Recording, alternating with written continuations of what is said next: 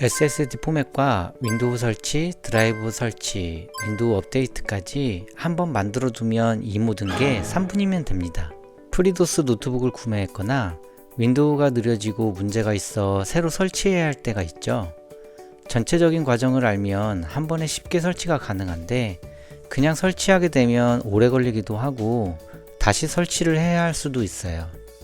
윈도우를 설치하고 드라이버 업데이트, 윈도우 업데이트까지 진행한 후 지금 이 상태를 이미지로 만들어 나중에 필요할 때 3분 만에 뚝딱 윈도우를 재설치하는 방법까지 같이 한번 해보면서 알아보도록 할게요. 랜 드라이버 다운로드를 해보도록 할게요. 각 제조사 홈페이지에 들어가게 되면 랜 드라이버 다운로드를 받을 수 있어요. 다른 컴퓨터에서 다운로드 한다면 노트북 뒷면에 있는 모델명으로 검색해서 받으시면 되고, 지금 윈도우를 설치할 노트북의 랜 드라이버를 찾는다면 노트북 제조사 홈페이지에서 노트북을 감지할 수 있게 해주는 프로그램을 다운받고 설치해 나에게 맞는 드라이버를 쉽게 찾을 수 있어요. 레노버 뿐만 아니라 다른 제조사도 거의 비슷하기 때문에 드라이버 다운로드는 그리 어렵지 않으실 거예요. 혹시나 아무리 찾아도 랜 드라이버를 못 찾겠다면 직접 랜선을 연결해서 인터넷 연결을 할 수도 있고, 노트북에 랜선 꽂는 곳이 없다면, 정말 도무지 인터넷 연결을 할 수 없다면 최후의 수단으로 다이소에서 USB 무선 랜 카드를 저렴하게 구매할 수 있으니 정 안되면 USB 무선 랜 카드를 구매해 인터넷에 연결하는 방법도 있어요.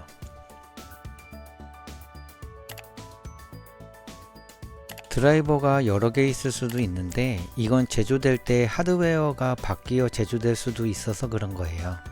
어떤 하드웨어가 장착되어 있는지 알기 어려울 땐 다 받아두고 설치하면서 내 노트북에 맞는 드라이버를 찾으시면 돼요.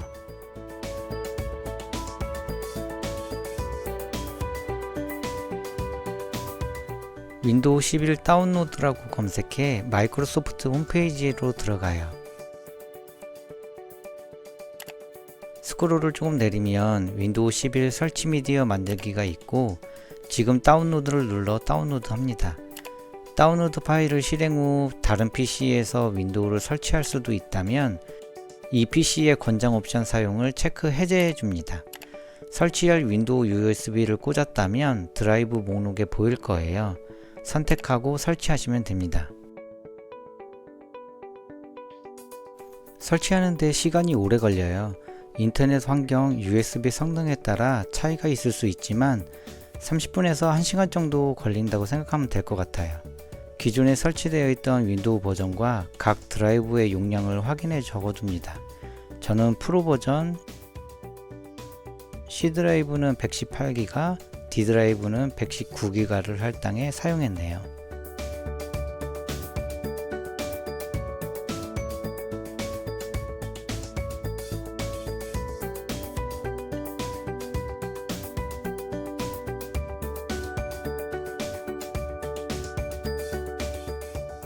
이제 윈도우 USB가 만들어졌으니 윈도우를 설치해 보도록 할게요.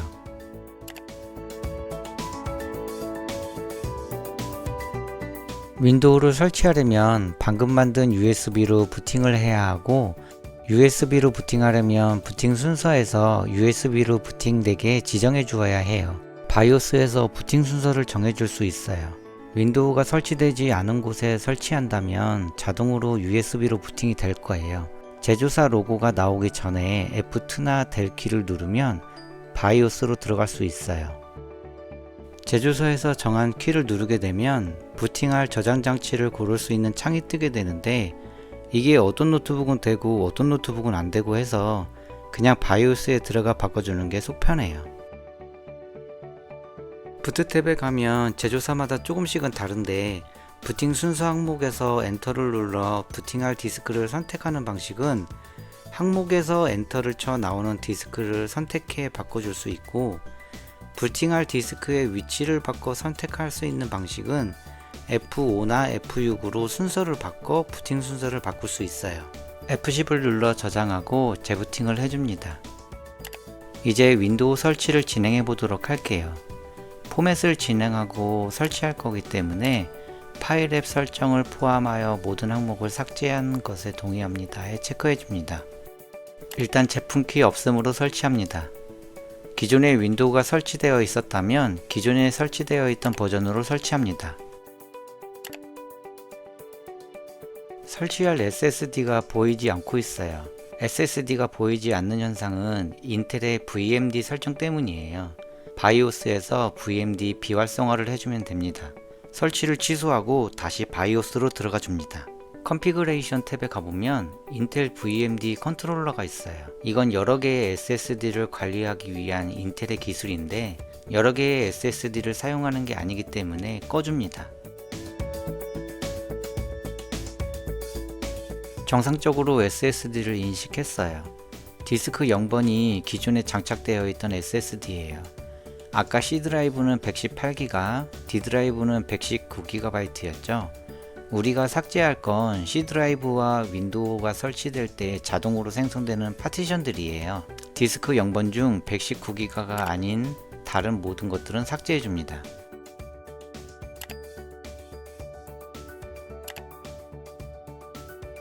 삭제한 파티션들이 할당되지 않은 공간으로 합쳐졌어요. 다음을 눌러 설치를 이어갑니다.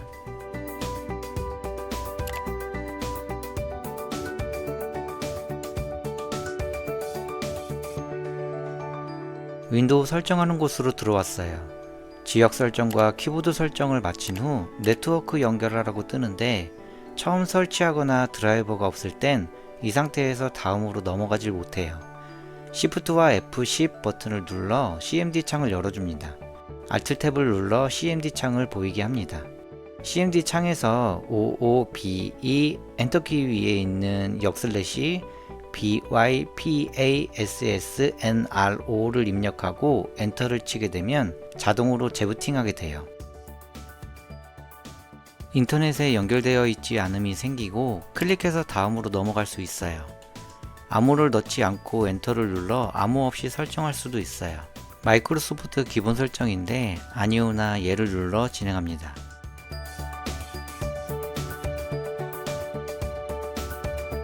드디어 윈도우 설치가 끝났어요. 처음엔 아마 랜드라이버가 설치되어 있지 않아 인터넷 접속이 안 될 거예요. 처음에 다운받아 두었던 랜드라이버를 설치해 인터넷에 접속합니다. 첫 번째로 해야 할 건 윈도우 업데이트예요. 시간이 오래 걸리니 바로 해줍니다.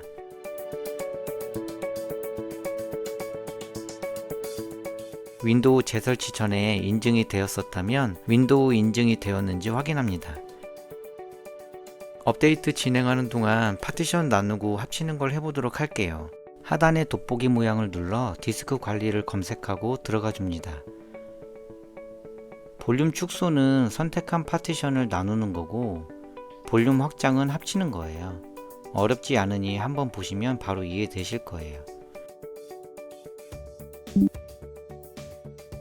파티션을 합치려면 합칠 파티션들은 볼륨 삭제를 해줘야 해요. 당연한 얘기지만 볼륨 삭제를 하게 되면 파티션에 있던 파일들은 삭제됩니다.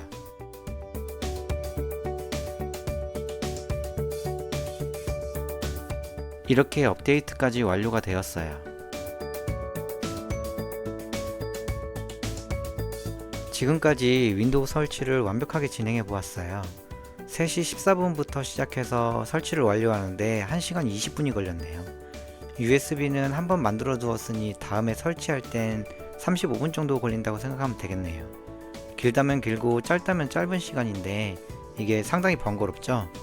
어쩌다 한번 1년에 한번 할까 말까 하신다면 여기까지만 해도 상관없지만 깔끔한 환경에서 주기적으로 윈도우를 재설치하고 싶으신데 번거로워서 미루셨다면 조금만 더 힘내서 한번 보세요.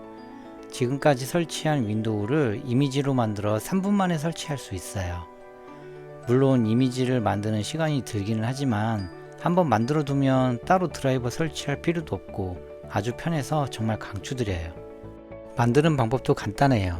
간단하게 어떤 원리로 작동되는지 말씀드릴게요.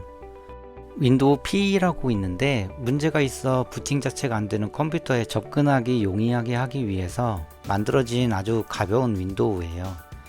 USB에 설치해 아무 컴퓨터에 꽂으면 USB에 있는 윈도우 PE로 부팅할 수 있고 지금 윈도우를 설치한 하드를 이미지로 만들어 둘 수 있어요. 나중에 필요할 때 윈도우 PE로 부팅해 미리 만들어 둔 이미지로 덮어 씌우는 형식이죠. 카레처럼 자꾸 얘기하지만 3분이면 돼요. 윈도우 PE 압축 파일과 윈도우 PE 압축 파일을 부팅 디스크로 만들어줄 파일 루퍼스만 다운받으면 끝이에요. 검색창에서 루퍼스라고 검색합니다. 최신 버전을 다운로드 하시면 돼요. 검색창에서 홍차의 꿈을 검색합니다. 블로그 이구 주인장분이 윈도우를 커스터마이징해 올리는 곳이에요. 왼쪽 메뉴에서 쭉 내려가다 보면 윈도우 11N 10PE가 있어요. 눌러서 들어가줘요. 2025년 2월 6일 글이 있어요. 클릭해 구글 드라이브로 들어가 1.2 버전 자동 해상도 버전을 다운로드 합니다. 다운받는 동안 가상 메모리 설정과 전원 설정을 해줄게요. 램값이 너무 많이 올라서 가상 메모리 옵션은 필수가 되었어요. 하단 돋보기 모양을 눌러 고급이라고 치면 고급 시스템 설정 보기가 나오고 오른쪽에 열기를 눌러줍니다. 성능의 설정을 클릭합니다. 고급 탭에 가상 메모리 변경을 눌러줍니다. 모든 드라이브에 대한 페이징 파일 크기 자동 관리를 체크 해제해 줍니다. 사용자 지정 크기를 선택해 처음 크기와 최대 크기를 설정해 줍니다. 처음 크기는 지금 사용하시는 노트북의 실제 램 크기를 말하고 최대 크기는 그의 2배를 넣어주면 돼요. 예를 들어 8기가 램을 사용 중이었다면 처음 크기는 8기가, 최대 크기는 16기가가 됩니다. 4기가는 4096, 8기가는 8192, 16기가는 16384, 32기가는 32768, 64기가는 65536이 돼요. 하단 돋보기 검색에 전원이라고 입력하면 전원관리 옵션 선택이 나오고 마찬가지로 열기를 눌러줍니다. 선택한 전원관리 옵션에 설정 변경을 눌러줍니다. 컴퓨터를 절전 모드로 설정, 시간을 해당 없음으로 바꿔줍니다. 절전 모드는 쓰지 않는 게 좋아요. 고급 전원관리 옵션 설정 변경을 눌러 프로세서 전원관리를 누르면 최소 최대 프로세서 상태를 수정할 수 있어요. 최대 프로세서 상태에서 100%로 되어 있는 걸 98%만 해도 터보 부스터 횟수를 줄여 발열을 줄일 수 있어요. 변경 내용을 저장해주고 나갑니다. 다운로드가 완료되었어요. 아까 설치한 윈도우 USB를 활용할 거예요. 윈도우 USB를 꽂고 루퍼스를 실행해 줍니다.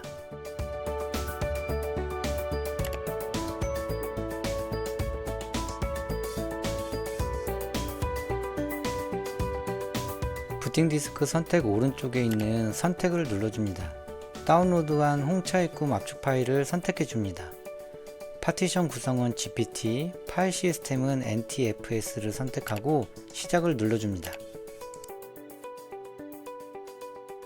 준비가 완료되었다면 닫기를 눌러 종료시키고 완전 종료를 위해 Shift 버튼을 누른 상태에서 종료 버튼을 클릭해 줍니다. 윈도우 PE도 준비가 완료되었어요. 레노버는 부팅 로고가 나오기 전에 F12를 누르면 부팅 디스크를 선택할 수 있는 창이 떠요. USB를 선택해 부팅해 줍니다.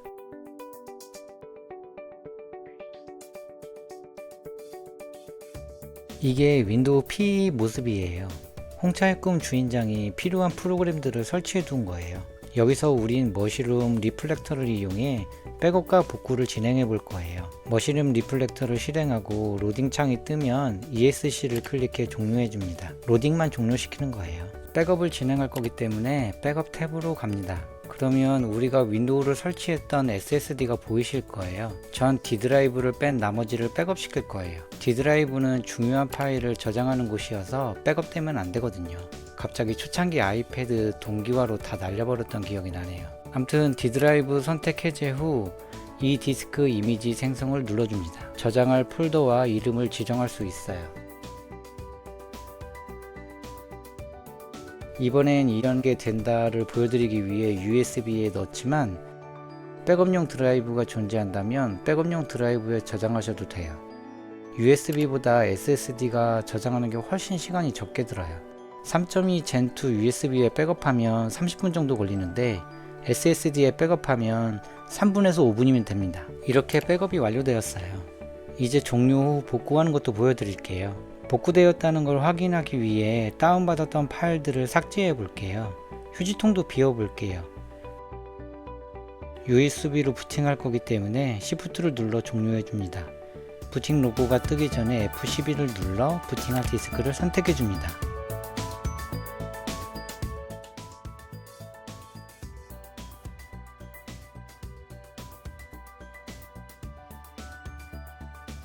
복구 탭에서 이미지 파일 찾기를 눌러 좀 전에 만들었던 백업 파일을 선택합니다. 이미지 복원을 눌러줍니다. 위는 백업 파일이고 아래는 현재 SSD예요. 기존하고 같은 구조라면 바로 다음으로 넘어가시면 돼요. 대상 경로에 모든 데이터가 덮어 써질 것을 확인했습니다를 체크하고 계속하기를 눌러줍니다.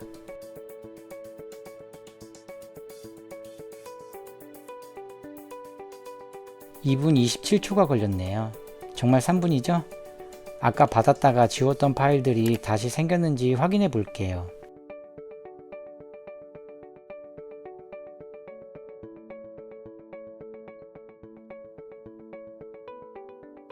지웠던 파일이 다시 살아났어요. 이렇게 지금까지 윈도우를 설치하고 기본 세팅과 백업, 복구를 해보았어요. 막상 해보면 빠르고 쉬우니 이번 기회에 꼭 해보시길 추천드려요. 긴 시간 시청해주셔서 감사합니다. 행복한 하루 되세요.